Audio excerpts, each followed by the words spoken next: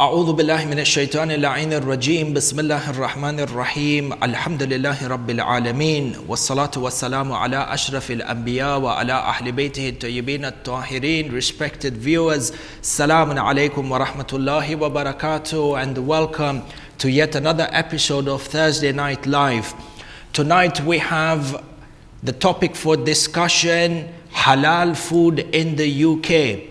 Controversies, itmi'nan, lack of itmi'nan when it comes to the meat that you consume on your table. Inshallah, tonight this is going to be the aspect of our discussion, and I'm joined by a panel of experts within each of their respective fields. Starting from my far right, I am honored to have Sheikh Ali Ma'ash with us today, who is the jurisprudential consultant on our weekly show at Imam Hussein TV, Ahkam SOS, Imam al-Jama'ah at the studios for Imam Hussein Television Network, and a servant of the member of Imam al-Hussein. Welcome to the show and Salaam alaikum.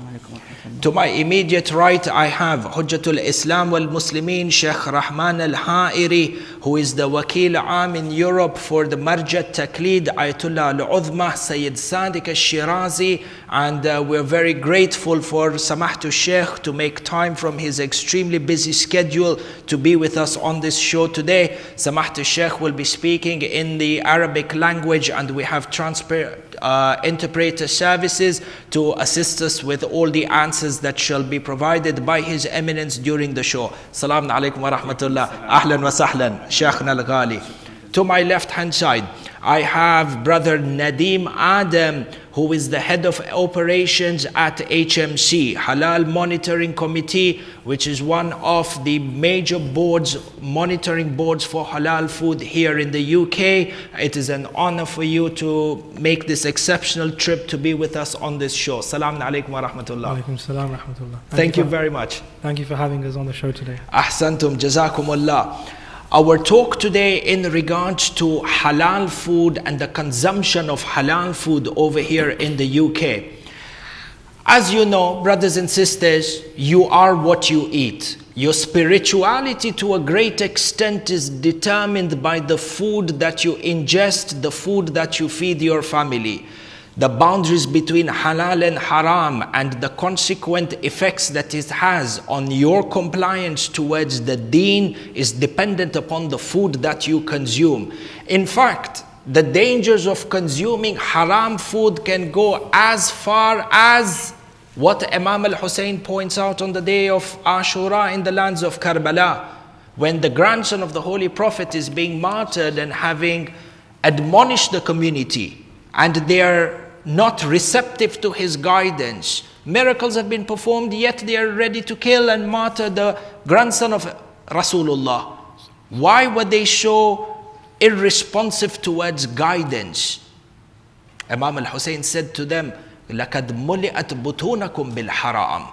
The fact that your hearts are irresponsive to guidance towards the call of Allah Azza wa Jal, towards righteousness and the deen, is because your stomachs are filled with haram. And over here, this title haram has a number of meanings. It has a number of implications, but one which cannot be ruled out is consuming food which is not slaughtered as per the guidelines of the Sharia. Having said this, we have a platform and we have a structure towards today's discussion. And before we come into being enlightened about the history of HMC, the Halal Monitoring Committee, what drove them, what was the driving factor for them to provide this massive service for the Muslims living over here in the UK, I'm just going to come back to Sheikh Ali over here real quick. Sheikh Ali, you've been in the UK for quite some time. Based on yourself and based on, the senior scholars that you've been studying with, what did they used to do back in the day when they migrated to the UK and halal food was not really, available as openly and as easily in the market as it is today? Bismillah ar-Rahman ar-Rahim. During my last trips to within the UK and even to the Northern Europe, I witnessed many and met many people who came in the early 80s and 90s, and they raised the issue of halal meat and difficulty to get the halal meat from the sources, they faced, in overall, not just the scholars and ulama, even people who came, they faced this difficulty. So they had two main options. Some used to switch to eat vegetarian and fish only food. And sometimes it took them 1 year or 2 years to actually consume this type of food away from the meat and chicken, because some of them lived in northern parts of Europe, or even, let's say, Scotland in that time. So they had no access to food in terms of the halal food, meat and chicken.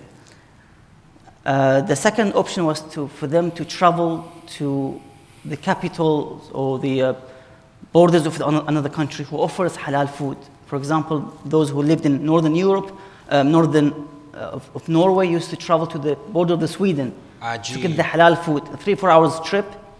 That was an issue for them, time, cost, and so forth. Of course.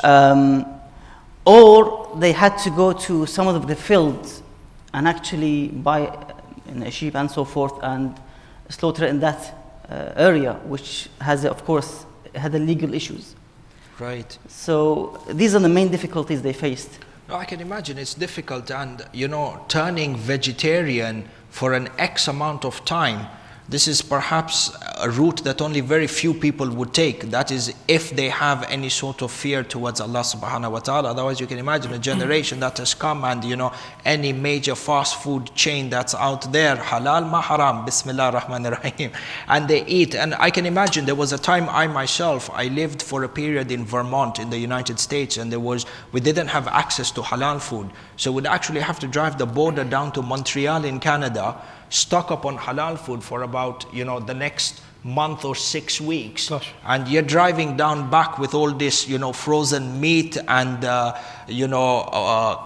cut pieces of steak and so on, just praying that, you're not going to get into unnecessary trouble at the border. And then the other thing is making sure you ration that food to last you for the next 6 weeks. And if it is the winter, may Allah help you.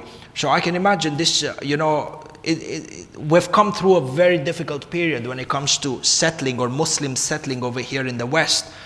Having said this, and in this background, Habibi Nadim, to ask you about the HMC, history of HMC. When did you guys establish yourselves, and what was the driving factor for you to actually set up the Halal Monitoring Committee?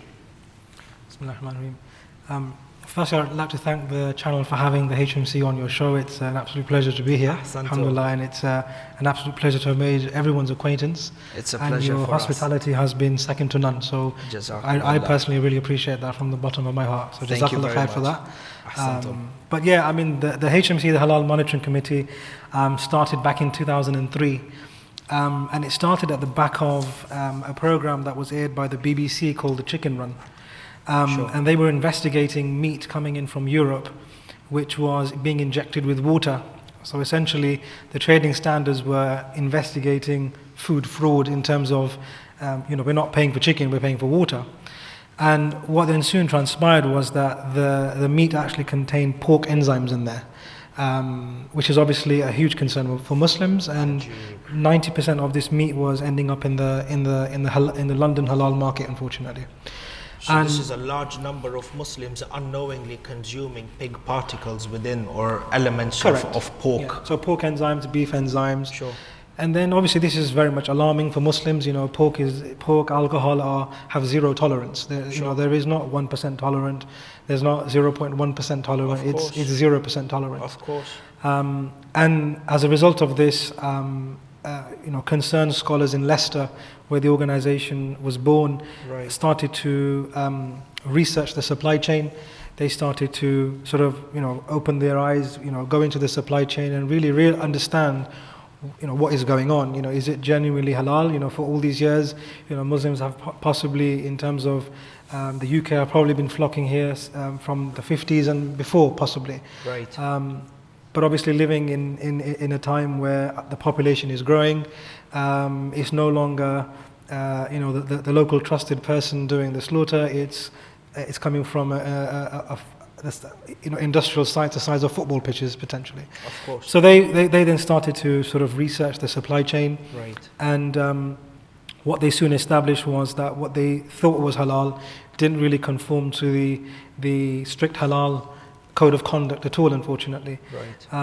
So some of the things that transpired were that there was stunning of animals taking place, where animals were being electrocuted. They established that non-Muslims were conducting the slaughter. Right. They established that there were cross-contamination issues between halal animals and non-halal animals.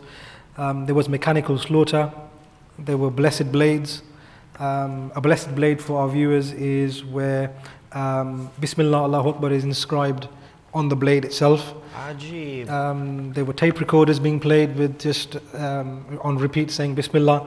Right. And in today's day and age, there's a new phenomenon of animals being gassed to death. So back in 2003... Animals being gassed to death. So essentially the animals, so poultry, the poultry would enter a gas chamber. The gas chamber, the oxygen levels are taken out from the atmosphere, and the birds would simply die. I can imagine, no wonder there is such a big amount of protest and hoo-ha even in the media from organizations that are against animal cruelty. And I can imagine it's things like these that fuel a lot of hatred and negative sentiments that then lead organizations to come out and propagate a full vegetarian diet, go absolutely vegan because of the cruelty involved when it comes to slaughtering these animals. Correct.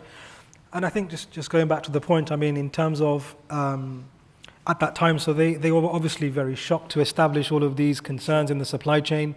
And then it was really looking at the situation pragmatically. If we're scholars, we stand on the pulpit, every Friday, every day, speaking to our congregation, sure. And how can we knowingly know what we know, tell the community. So they set up a system whereby the HMC at the time and even today have independent trained inspectors positioned inside slaughterhouses, sure. and they observe that there is no stunning taking place.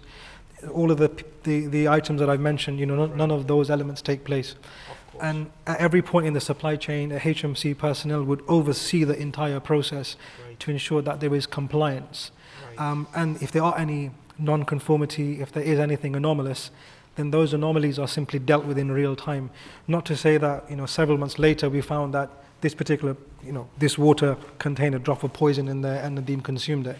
Right. It will be dealt with and thrown away or dealt with in real time, basically. Of course.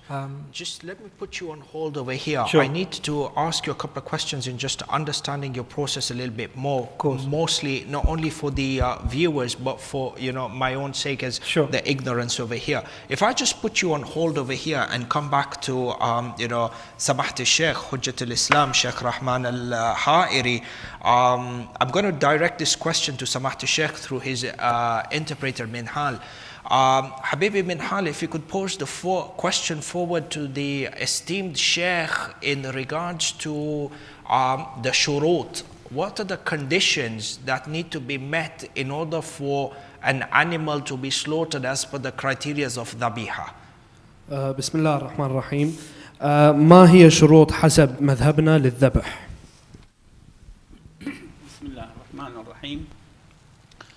أولاً أشكر الأخوة في قناة الإمام الحسين الفضائية قسم الإنجليزي، جزاهم الله خير على هذا الموضوع وعلى الاستضافة. الموضوع جدا مهم حول الأكل، لأن الله سبحانه وتعالى يقول فلينظر الإنسان إلى طعامه. لازم الإنسان ينظر إلى طعامه ويعرف هذا الطعام حلال حرام من أين أتى وما هو. Bismillah ar-Rahman ar-Rahim. I would first like to thank Imam Hussein TV Media Group for bringing up such an amazing and important topic. As Allah subhanahu wa ta'ala says in the Quran that one should know what he consumes with food. and I think it's a very important topic for us to discuss tonight. Ahsantum, fantastic. I must also acknowledge in the meantime that we do have a question from the crowd. If I can just ask our audience just to give me a couple of seconds in order for the Sheikh to put forward the conditions for the dhabiha, and we'll open up to the questions straight away. فضلوا حبيبي شيخنا.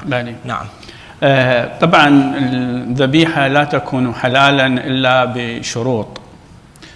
أولا مو أي حيوان يذبح يكون حلال، لا، الحيوانات اللي هي محللة اللحم مثل الغنم، البقر، الإبل، الماعز، هذن اللي أنه مذكورة في القرآن وبعض آخر لأنه إن شاء الله إذا صار مجال نذكرها. Firstly, not everything is halal unless there are conditions. Firstly, not any animal that is killed will be halal, but rather only the ones that are mentioned in the Sharia and the Quran, for example, goats, sheep, cows, and many others. Of course, so it's not like a person could bring in, for example, a crocodile, for example, and then slaughter it in a certain way and say, okay, now the crocodile is, for example, halal in that sense. And obviously there are some in which animals, obviously throughout the Muslim world, keeping in mind the diversity that exists within the Muslim worlds with different sects, there are some animals in which there is absolute ittifaq, there is absolute agreement that there is no way it can be halal. So I'm sure even if a person was to bring ajalakumullah, a pig, and was to, slaughter it facing the Qibla, for example, and following all the other conditions, it's not going to become halal at the end of the day, because the animal in terms of consumption in itself is not deemed halal. ممتاز. لحم الحلال هناك في 5 شروط على أن يكون حلالا، أن يذبح على الطريقة الشرعية. الطريقة الشرعية هي 5 شروط. There are 5 conditions in the Sharia for an animal to be slaughtered to be considered halal. Sure.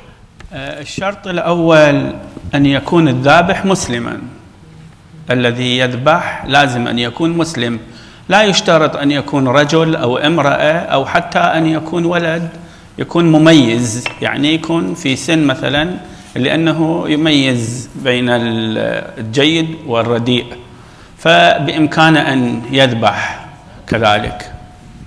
The first condition is that the killer must be, the slaughterer must be a Muslim. However, this is not gender biased. And they have to be of good age to understand which animal is halal and which animal is haram. Latif, so male or female. Okay.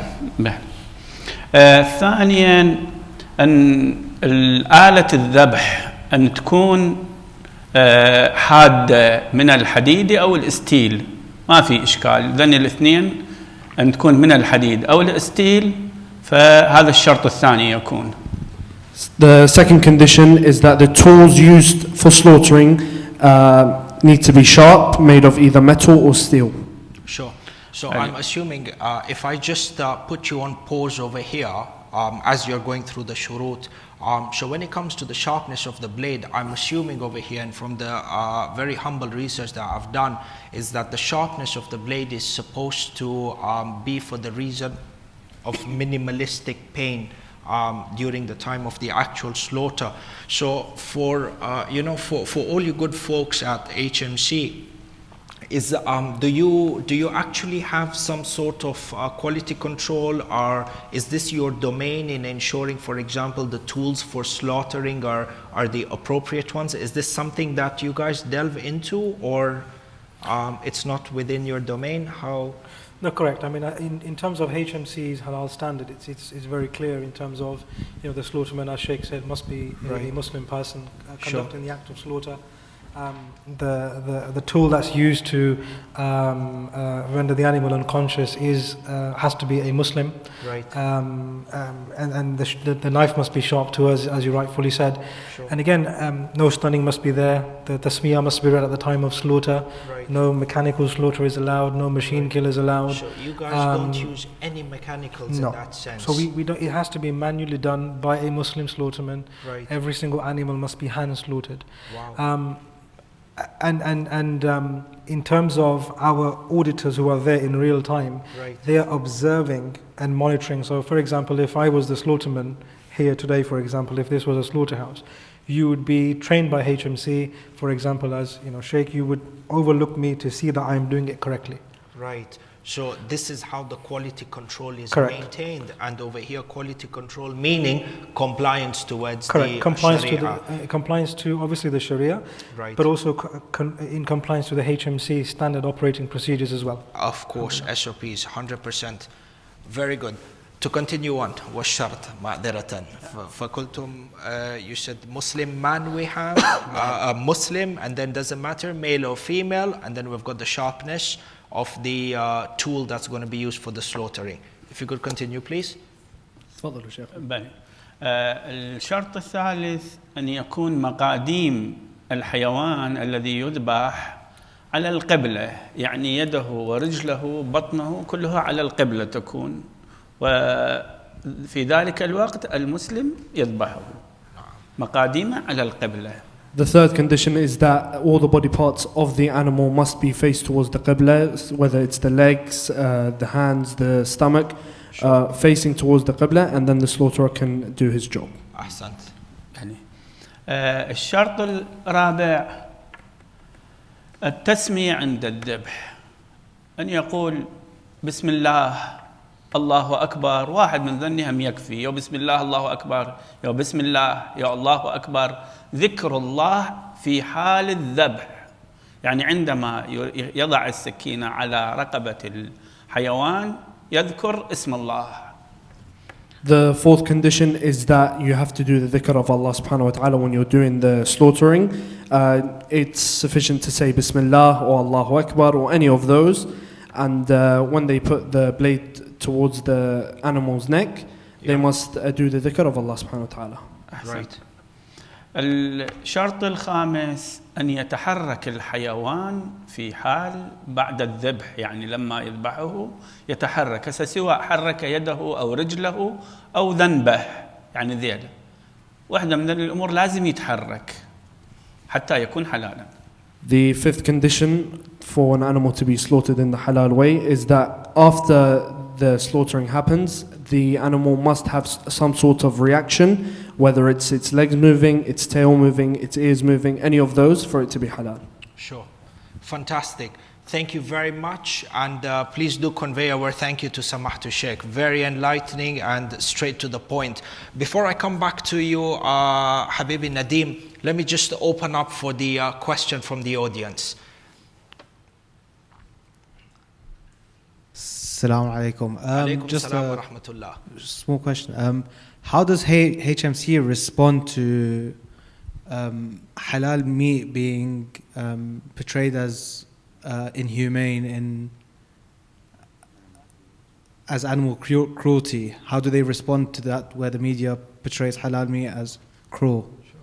I don't think this would be direct towards HMC, but it would be towards all meat suppliers. This is my take, but let's see what Nadeem says towards it. I think we probably need another show to actually answer that question, to be fair. But no, I think it's a wonderful question that you pose, and it's one that HMC has been dealing with since its inception in 2003. By default, as Muslims, we believe that the way that we slaughter the animal is the most humane way of doing so, because Allah Almighty has prescribed it to be done in this way. Unfortunately, the media and the organizations that sort of pick on the concept of halal purely look at the end life of the animal, whereas HMC has always campaigned and always talked about and discussed that, if the discussion is about animal welfare, then we must be looking at the whole life of the animal. We must look at it holistically. And when you look at the statistics that the FSA produce, which is the Food Standards Agency here in the UK, in terms of the number of breaches that take place within abattoirs, within farms, whether it be transportation, etc. There are a number of severe breaches that do take place. However, unfortunately, with Islamophobia on the rise, whether it's the mosques that we pray in, whether it's the food that we eat, the clothes that we wear, there is always a picking point, unfortunately. But from a HMC's perspective, even though we're a very small percentage of the whole entire market, a lot of the times the answers are focused to us because we have 100% non-stun policy. So we don't endorse any forms of stunning, we don't inform any forms of mechanical slaughter, we don't endorse any forms of gassing, etc., etc. So, we're a very unique organization in a very unique position. And alhamdulillah, we're only able to do what we do with the support of the community, alhamdulillah. So, we urge the community to support our halal campaign, and we obviously, essentially allows you to fulfill your halal dietary requirements. So, it's a tough journey, but it's a journey that somebody has to take, unfortunately, or fortunately, whichever way you want to look at it, Sheikh. No, of course. I mean, that's a number of important points raised over here. The brother in the crowd, can I ask for your name, please? Sayyid Mujtaba, thank you for your question. What I would say is that, Sayyid Mujtaba, if I was personally to be asked questions in regards, doesn't halal meat encourage or isn't it a part of animal cruelty, I would actually argue to the contrary. Because when you come and you see, it starts with the fundamentals. This is something that we are told from the very basic, that Islam is a religion of mercy. And even the ayah Qur'aniyah points towards it, towards Rasulullah sallallahu alayhi wa sallam, وَمَا أَرْسَلْنَاكَ إِلَّا رَحْمَةً لِلْعَالَمِينَ. You find each and every law within Islam is a law that is governed by mercy. And this includes the rules of dhabiha. When you come and you study the Sharia and you look at the criteria and the conditions that are set forward for the sacrificing or for the slaughtering of an animal, you actually come and see that, these rules that are in place are there to ensure zero to minimalistic pain towards the animal. In regards to cruelty towards the animal, like the way Brother Nadeem mentioned, it's not only the process of dhabiha, but this entire concept of farming in Islam, you will see that we have got tons of regulation. And when you speak from a jurisprudential perspective, regulation or rules over here or hadith would in essence constitute legislation. So we have an entire set of legislation in regards to the manner in which an animal needs to be treated from the time of birth up till the time that is sacrificed. We have hukuk, we have rights for the animals in regards, and this is how particular Islam is in regards to this. And I think the wider world needs to be informed and needs to be educated about this. In fact, Habibi Sheikh Ali, would you be kind enough to share with us, for example, certain guidelines that we have from the hadith in regards to the treatment of animals? Yeah, inshallah. Initially, from my research, I believe that Islam was the first and one of the most influential and efficient in terms of the human and animal rights. Right. To establish animal rights and human rights. Sure. From freeing the slaves, we have the kafarat of slaves and so forth, and with regard to animals as well. Of course. When it comes to animals, that in some narrations and traditions that when you ride an animal, let's say a horse, and you travel from A to B, when you arrive at your destination and you dismount the horse, the first thing you do, you have to feed this animal first and offer water as well. Sure. Before you're going to for your own break, have a cup of tea, for example, or lunch, the first thing is to feed this animal. Before you take care of your own personal needs, yes. Take care of the needs of the animal that has helped you get towards this place. In Exactly. fact, if I'm not mistaken, just to add to this, we also have traditions that emanate from the Holy Prophet of Islam, peace be upon him, and his progeny, that state that even hitting the animal So as they would ride their horses, for example, to excessively whip the horse, or to whip the horse to such an extent that you have bruised it and hurt it, we also have hadith that prohibit this and actually condemn this action of hurting animals per se. Yes, to add to your point. Especially slapping the face of the animal. Right. To have this respect of the animal, not to slap him in the face, for example. Of course. Yes. But in overall, we have some of the, let's say, mustahab or encouragement, discouragement with regard to the dhabiha, to the slaughtering. So, for example, to offer water to the animal before being slaughtered, or to minimize the suffering by swiftly and quickly slaughtering the animal with a sharp blade, for example. We have discouragements that do not slaughter an animal in front of another one, for example. Right. Or, for example, to avoid slaughtering at night, for example. Discouragement. Sure. It's not haram, but it's just makruh, discouragement. Of course. And even that kiraha has a level of importance that is attached to it. Because it's time of resting with animals. The night of course. Of course. One of the reasons. Though, in fact, we have from one of the writings, I'll just add this between brackets before we close for a break. We also have within the writings of Imam al-Shirazi, Imam al-Rahil, Mohammed al-Shirazi, rahmatullah alayh, an entire section on the fiqh, within fiqh of agriculture or fiqh of farming, where he speaks about the etiquettes and the rights of the animal if you're a farmer. So the quality of, for example, the grass, or the quality of the fodder, the quality of the water that the animal should have access to, all points towards, there is a lot of care and there is a lot of nourishment and a lot of respect given and kindness when it comes to raising an animal from the very beginning all the way to the time of the slaughter. We have tons of questions to get through over here, and we still have to give Nadeem a chance to complete the initial discussion on the processes within the HMC. Inshallah, we will be back with more of your questions and more of this discussion after the break. Wassalamu alaikum wa rahmatullah.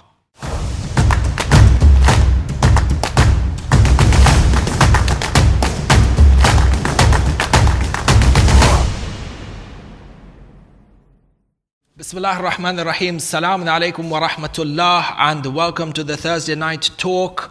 Our discussion on halal meat in the UK, and a number of discussions sprouting out from our main discussion. Once again, we are honored to be in the presence of Mr.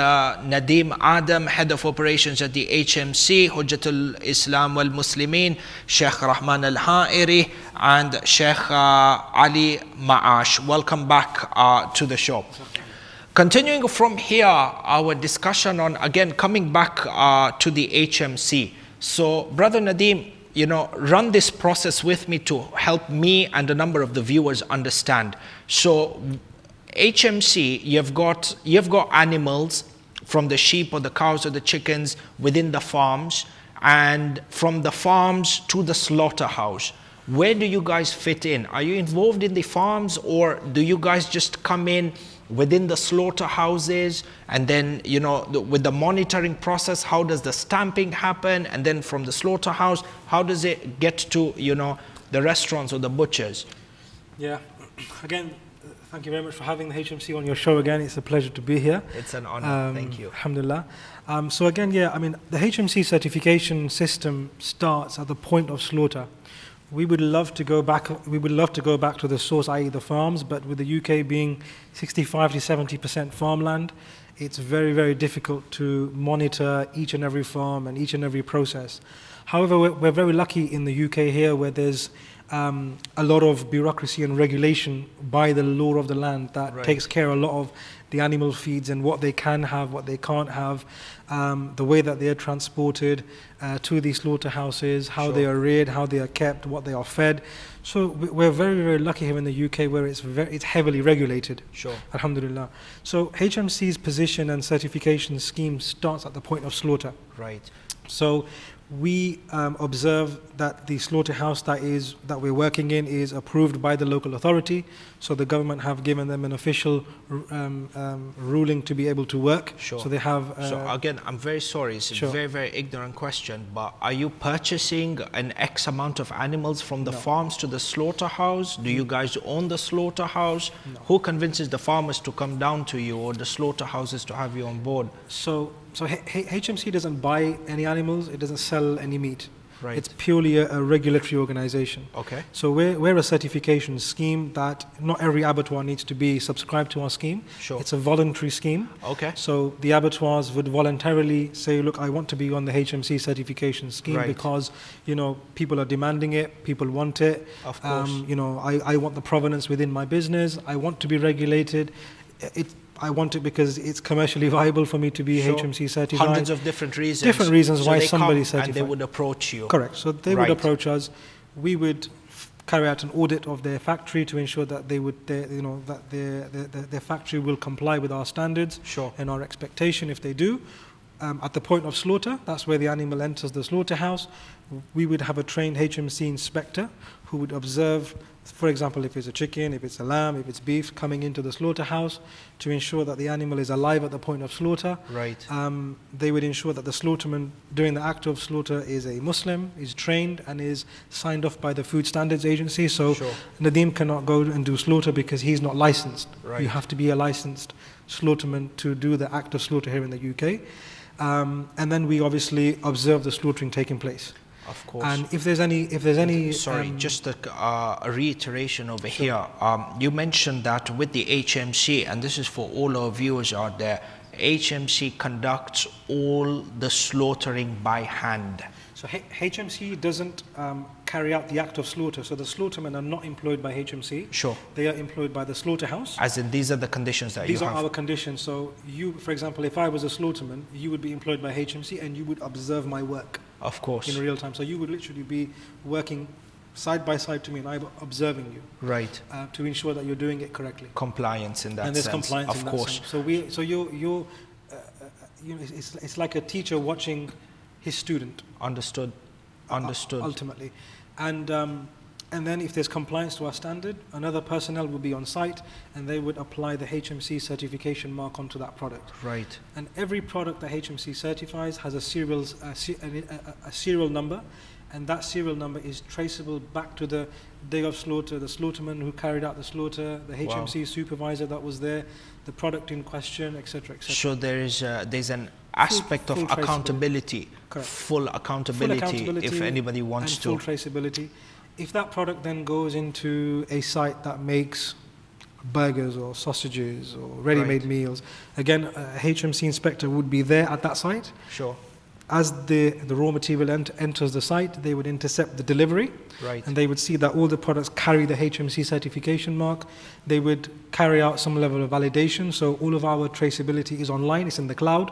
Right. And we have full traceability of those products, and they allow the ready-made meal to be made. They allow that meat protein to be used as part of the production. Of course. That product would then be put into packs that you and I would go to our local butchers and our or our local supermarkets, and we would make that purchase. Sure. We would then visit those restaurants and takeaways and butcheries a minimum of 4 times a week. 4 times a week? Yeah. So we go there 4 times a week on a random basis to check that they're only selling HMC certified products. Alhamdulillah. And Alhamdulillah, with Allah's grace and the support of the community, we currently certify approximately, just over 800 stores across the UK. MashaAllah. But it's we say Alhamdulillah, it's a choice for our community. Sure. But by our calculation, there's probably 60,000 stores that use the halal sign. Wow. And we are only 800 stores. 800 stores compared to another 60,000 that supply. Who use a halal sign. So, alhamdulillah, we're a good choice. We're a choice in the marketplace. Of course. Who's regulating the remainder of the market? Who's checking them to ensure that they are conforming to the halal standard, as the Sheikh rightfully said? This is the criteria of halal. And how many of them are aware of it? How many of them are not aware of it? Is it being done? Is it not being done? Is it being fulfilled? level of accountability. I think you said for every stamp that or certificate that is issued, it can be traced back to the time of the slaughter or the day of the slaughter. Correct. Sure, that is something important. Now, one thing that you said, Nadeem, is that at HMC, there is no stunning or gassing of any of the animals. Correct. Now, based on this, Minhal as an interpreter towards His Eminence, Samahat Sheikh, what is the ruling in regards to stunning an animal within the Shia school of thought? بسم الله الرحمن الرحيم. سؤال لسماحة الشيخ، هل يجوز ضرب الحيوان بالكهرباء قبل الذبح؟ بسم الله الرحمن الرحيم. إذا ضرب الحيوان في الكهرباء لا يكون سبب في موته. إذا كان سبب ضربة الكهرباء أو النتلة إذا كانت سبب في موته فهو حرام، وإذا كانت لا فقط للتخدير، فقط تخدره بنسبة معينة وما يكون سبب في قتله، وبعدما ذبح بعدما ضرب بالكهرباء وذبح فتحرك فما في إشكال. بسم الله الرحمن الرحيم. If the electrocution is not the cause of death towards the animal, right, but rather used as an anesthetic, then it is halal, with the condition that the animal moves after it's killed. Right. However, if the opposite happens and it actually dies because of the electrocution, then it's haram. Sure. I can imagine this is, it's almost entering into very muddy waters. Number one, regulating outside of the animal cruelty factor, keeping that on the side. The fact that, a certain voltage is used to electrocute the animal, and looking at perhaps, the quantity that is dealt with, how certain can a person be in this regards that, this animal actually didn't die from the electric shock, it didn't die from the stun, as opposed to, for example, the actual slaughter. I would think in my capacity that the stun would be a little bit of a risky choice. Again, keeping in mind, yes, it may be halal, but do you have that absolute certainty that, from example, 100 animals that are stunned, that 101th is not going to be the one that is dead? And then, for example, what mechanics are there in place for the person at the actual slaughterhouse to determine that, no, this one actually didn't die because of the stun, because the period between the stun and the actual slaughtering is a very short period before they move on over here. Samahat Sheikh Ali, in a situation like this, I would say, obviously, the obvious choice is to go for an option where there is no absolute stunning. But could you enlighten us perhaps with a narration or two, the spiritual effects of consuming food in which there is a bit of shak, halal, haram, and then moving towards to consuming food that is absolutely haram? Bismillah ar-Rahman ar-Rahim. And overall, what we understand from the holy narrations that the consequences of eating the haram food, either knowingly it's haram or unintentionally. So in both cases, it will have an effect on the one's body, sure, and spirit. So for example, they would mention that the dua will not be mustajab and answered. The dua will be not answered, for example. One of the causes of eating haram. As you've mentioned with regard to the Battle of Karbala, when they came to fight the Imam alayhi salam because they had haram food and, sure, and earnings and so forth from the Umayyads government. Also negative effects on the offspring and the children, because you're feeding them haram as well, sure, as a result. Or your offspring will be, if let's say you're young and you're eating haram, then when you get married, that will have effects as well for the future. So you can imagine services, just between brackets to comment on your answer, you can imagine services of providing halal food services, for example, that are being provided to us by HMC over here, this, I would say, in essence, they're doing a service for the Muslim community that is potentially saving them from Nar Jahannam. The choice is between Jannah and Jahannam, which is contingent upon your ibadat, upon your spiritual acts of worship. And your acts of worship, its validity is dependent on what you eat. In fact, if I'm not mistaken, I've come across a narration as well that the istighfar, from Amir al-Mu'mineen, Imam Ali ibn Abi Talib alayhi salam, is that one way a person came to him and said, how should I seek for forgiveness?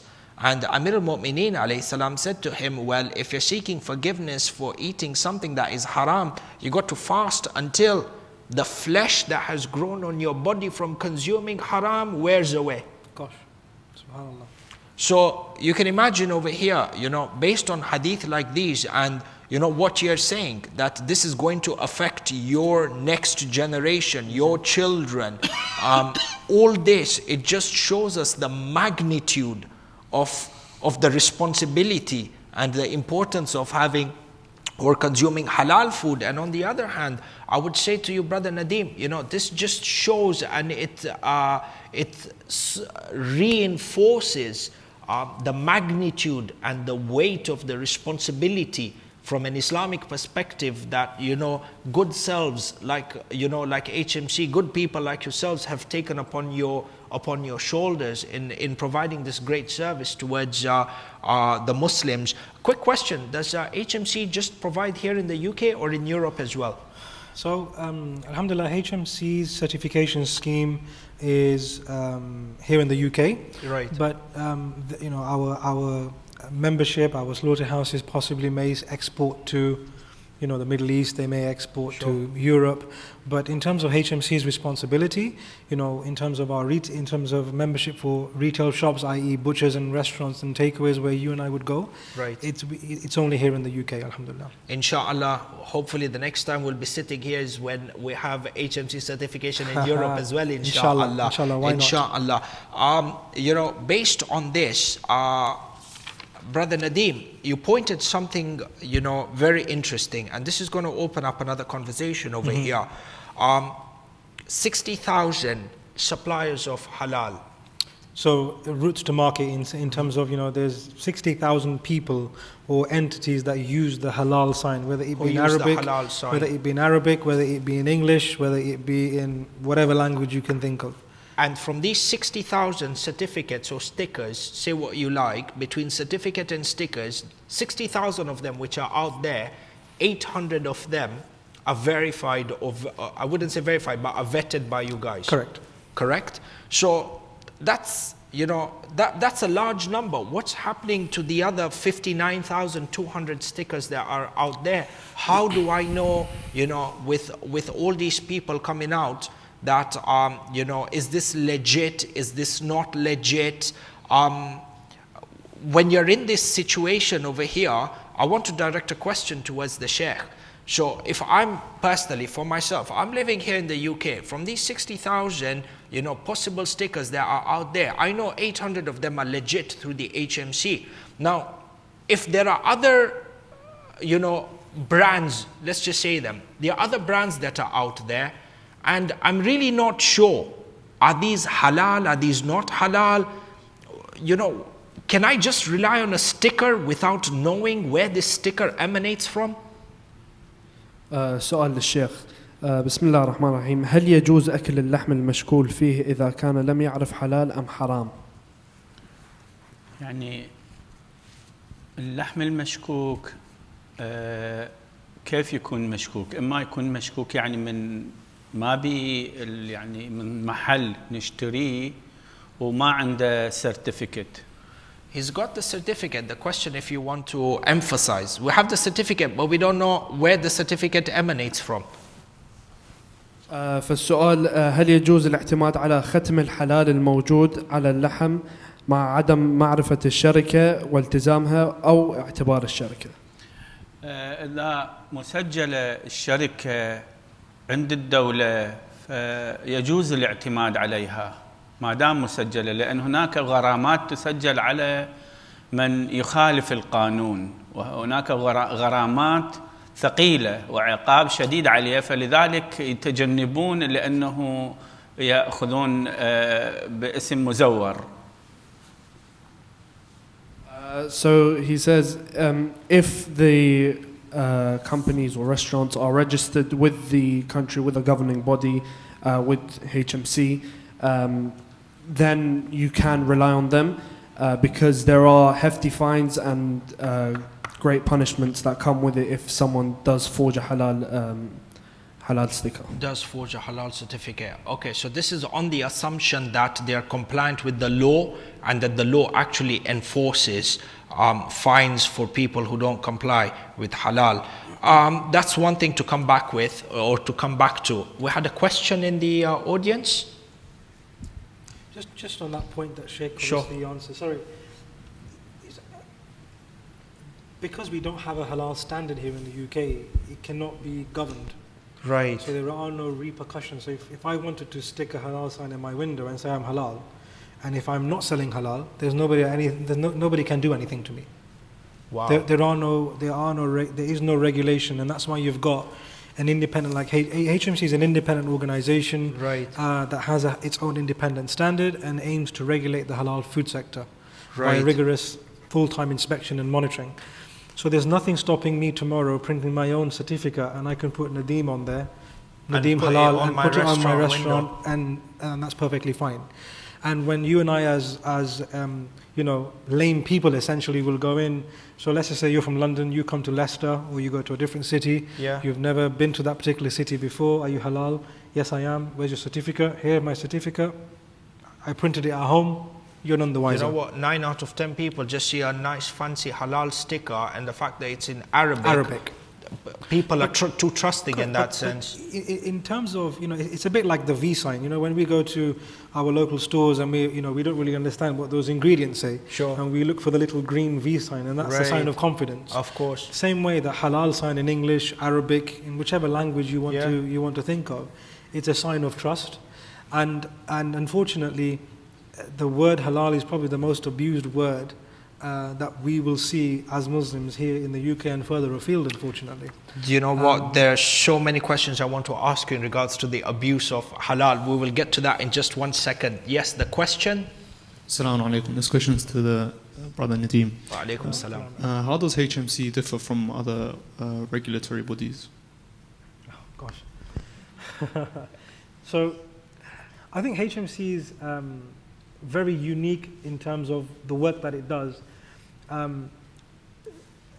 There are many regulatory organizations here in the UK and further afield globally. HMC vets the entire supply chain. So we don't just come to your factory on once a year and give you a certificate and then see you next year.